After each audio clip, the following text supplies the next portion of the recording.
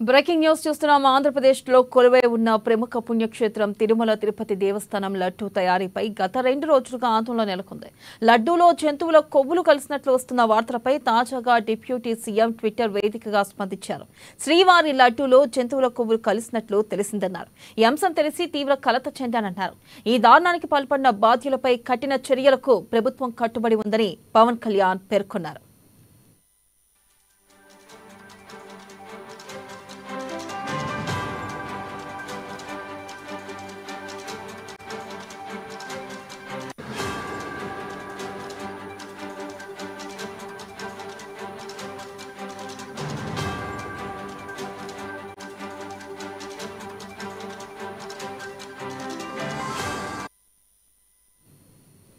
Breaking news చూస్తున్నాం. ఆంధ్రప్రదేశ్లో కొలువై ఉన్న ప్రముఖ పుణ్యక్షేత్రం తిరుమల తిరుపతి దేవస్థానం లడ్డూ తయారీపై గత 2 రోజులుగా ఆందోళన నెలకొంది.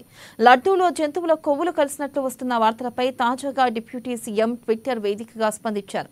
శ్రీవారి లడ్డూలో జంతువుల కొవ్వులు కలిసినట్లు తెలిసిందన్నారు. ఈ అంశం తెలిసి తీవ్ర కలత చెందానన్నారు. ఈ దారుణానికి పాల్పడిన బాధ్యులపై కఠిన చర్యలకు ప్రభుత్వం కట్టుబడి ఉందని పవన్ కళ్యాణ్ పేర్కొన్నారు.